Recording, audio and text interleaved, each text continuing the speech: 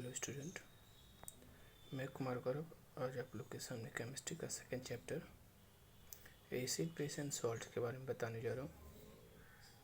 सबसे पहले आज शुरुआत करेंगे हम एसिड से। आज हमारा इंट्रोडक्टरी पार्ट होगा जिसमें हम ये जानेंगे कि एसिड होता क्या है, इसकी प्रॉपर्टीज क्या होती हैं और उसके कुछ क्लासिफिकेशंस के बारे में। तो सबसे पहले मैं बता दूँ, ये जो एसिड वर्ड है ये आया है एक ग्रीक वर्ड से जिसका नाम है एसिडस और इसका मतलब होता है खट्टा। मतलब जितने भी एसिड होंगे उनका टेस्ट कैसा होगा, सोअरिन टेस्ट होगा। दूसरी बात अगर मैं बात करूं तो जितने भी हैं एसिड वो एक इंडिकेटर से के माध्यम से भी पता करते हैं जिसको हम लिटमस पेपर का नाम देते हैं। इसके बारे में हम डिटेल पढ़ेंगे।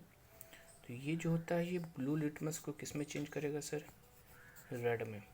दो तरह के लिटमस होते हैं जिसमें हमने कहा कि ब्लू को रेड में चेंज करेगा। ये सारा कॉन्सेप्ट हमारा एंशिएंट था, मतलब बहुत पुराने हैं। ठीक, अब देखना, तो हमने क्या कहा कि जो एसिड है वो ब्लू को रेड में। तीसरी बात क्या करता कि इनकी अगर प्रॉपर्टीज की बात करूँ तो ये कोरोसिव नेचर का होता है। किस नेचर का होगा, कोरोसिव नेचर का। फिर मैं बात करूं तो अगर हम मॉडर्न कॉन्सेप्ट की बात को लेकर करें तो मॉडर्न कॉन्सेप्ट कहता है कि ये रिप्लेस करता है H+ आयन। क्या रिप्लेस करेगा, H+ आयन। अभी मैं बताऊंगा कि कैसे पता करते हैं। या फिर हम इसी को दूसरे टर्म में कहते हैं आयोनाइज करता है, आयंस में ब्रेक करता है। और कौन सा आयंस निकालेगा, H+ आयन। तो हमने क्या कहा कि जितने भी एसिड हैं वो ब्लू सोअरिन टेस्ट होंगे, ब्लू लिटमस को रेड में चेंज करेंगे। कोरोसिव नेचर होगा, मतलब कोरोजन करेगा। दूसरा, ये रिप्लेस करता है, आयोनाइज करता है उस एसिड को किस में, और वहाँ से निकालता क्या है, H+ आयन। ठीक है, यही बाद में H3O+ के भी नाम से जानते हैं। ये बताएंगे कैसे बनता है। तो इसको हम हाइड्रोनियम आयन का नाम देते हैं। कौन सा नाम देंगे सर, हाइड्रोनियम आयन। फिर हम कुछ एसिड की बात कर ले तो अगर हम एसिड ध्यान से देखना, अगर हम एग्जाम्पल के तौर पर लें तो हम ले सकते हैं HCl, H2SO4, HNO3, CH3COOH। ये सारे के सारे क्या हमारे एसिड्स हैं। ठीक, जैसे देखना हमने कहा ना कि सबका कुछ ना कुछ खट्टापन होगा और वहाँ से वो निकालेगा H+ आयन। जैसे देखना, वो भी कब, जब हम एक्वा सॉल्यूशन में ले जाएंगे। ध्यान से देखना, हमने कहा HCl है। अगर हम इसका एक्वा सॉल्यूशन बनाते हैं तो ये बना क्या देगा, H+ और Cl-। तो हमने क्या कहा, HCl का एक्वा सॉल्यूशन बनाएंगे तो बनाएगा H+ और Cl- आयन। देखो यहाँ से हमारा H+ आयन निकल गया। सेम यही बात करते हैं H2SO4 की। इसका भी हम एक्वा सॉल्यूशन बनाते तो बनाता H+ और SO4-2। तो यहाँ से भी हमारा H+ आयन निकल रहा था। तो कहीं ना कहीं हम ये बोलते हैं, अब आपके दिमाग में आएगा सर ऐसा कहीं नहीं कि जितने भी एसिड हैं उसके फार्मूला में पहले H हो जाए, जो भी एसिड है। तो ऐसा कदापि नहीं होगा। अगर हम इसकी बात करें जिसको हम एसिटिक एसिड का नाम देते हैं, अगर ये एक्वा सॉल्यूशन ले जाएं तो ये बनाएगा CH3COO-। इसको हम एसीटेट आयन का नाम देते हैं। क्या नाम देंगे, एसीटेट आयन। फिर यहाँ से क्या निकलेगा, H+ आयन। तो इस भ्रम में मत रहना कि जो भी एसिड होंगे उसका पहला लेटर H होगा।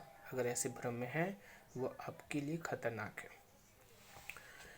एक बात बताओ, इसी को हम विनेगर कहते हैं, इसी को हम एसिटिक एसिड कहते हैं। यही एसिटिक एसिड विंटर सीजन में फ्रीज आउट हो जाता है, जिसको हम ग्लेशियल एसिटिक एसिड कहते हैं। जब ये CH3COH जिसको हम एसिटिक एसिड कह रहे हैं, विंटर सीजन में ये फ्रीज आउट हो जाता है। फ्रीज आउट होगा तो ये सॉलिड फॉर्म में आते हैं। जब सॉलिड फॉर्म में आएगा तो उसको हम नाम देंगे ग्लेशियल एसिटिक एसिड। तो ये कहानी थी किसकी? एसिड की। दूसरी बात देखना, कुछ ऐसे सब्सटेंस जिसमें हम बता सकें कि कौन सी एसिड किस में पाई जाती है, जिसको हम कहते हैं। सबसे पहले अगर हम विनेगर का नाम लें, ये आप लोग अच्छे जानते हैं, इसमें एसिटिक एसिड होता है। ठीक। अगर हम ऑरेंज की बात कर लें तो ये साइट्रिक एसिड होगा। लेमन की बात कर लें, इनमें भी साइट्रिक एसिड होंगे। टमरिंड की बात करूं तो इसमें क्या होगा? टार्टरिक एसिड होंगे। ऐसे ढेर सारे एसिड के बारे में आप लोग जानते हैं। ठीक। टोमेटो में ऑक्जेलिक एसिड, कर्ड में लैक्टिक एसिड, चींटी के डंक में मिथेनोइक एसिड, नेटल स्टिंग एक पत्ती लीफ होती है उसमें भी मिथेनोइक एसिड। तो ऐसे ढेर सारे हैं जिनके बारे में आपको जाननी है। तो हम कहीं ना कहीं आ जाते हैं मुद्दे पे। मुद्दा क्या है हमारे पास? अब दरअसल ये सारी उसकी प्रॉपर्टी थी, तो हमको ध्यान देना है कि क्लासिफिकेशन के बारे में। क्लासिफिकेशन में हमको पढ़ना क्या है? हम अलग अलग टाइप्स में अलग बेस को मान के जितने भी क्लासिफिकेशन होंगे वो कहीं ना कहीं हम किसी को बेस मान के बनाएंगे। अगर बेस को ध्यान में रखें तो सबसे पहले हम स्ट्रेंथ की बात करेंगे। दो भाग में बांटते हैं, एक है स्ट्रॉन्ग एसिड, दूसरा है वीक एसिड। स्ट्रॉन्ग एसिड वो है जो कंप्लीटली डिसोसिएट हो जाए। क्या हो जाए? कंप्लीटली डिसोसिएट हो जाए, और वहाँ से वो निकालेगा क्या? H+ ion. जो ऐसी एसिड जो कंप्लीटली डिसोसिएट हो जाए, या फिर हम इसी को नाम देते हैं आयोनाइज हो जाए, तो ये क्या कहलाएगा? हमारा स्ट्रॉन्ग एसिड। ठीक है। एग्जाम्पल के तौर पे देख लो, HCl, H2SO4, HNO3, ये सारे के सारे क्या हमारे स्ट्रॉन्ग एसिड हैं। अगर वीक एसिड की बात करें, ये पार्शियली आयनाइज होगा। ये क्या होंगे? पार्शियली आयनाइज होंगे, तब जाके ये रिप्लेस करेगा H+ आयन।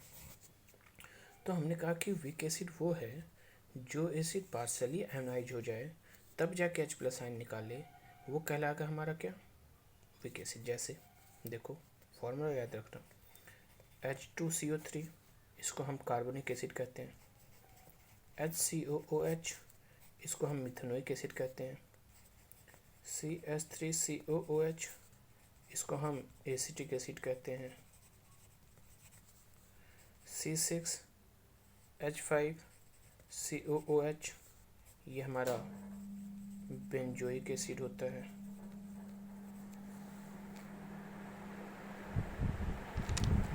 ये क्या होगा? बेंजोइक एसिड होंगे। ठीक। तो ये सारे एसिड हमारे क्या होंगे? आसानी से हाइड्रोजन रिप्लेस नहीं करेंगे, इस वजह से हम इसको नाम देते हैं वीक एसिड। दूसरा, सोर्स के आधार पे कि हमको एसिड मिलेगा कहाँ से, इस आधार पे दो होते हैं। एक ऑर्गेनिक एसिड होता है, दूसरा मिनरल एसिड होंगे।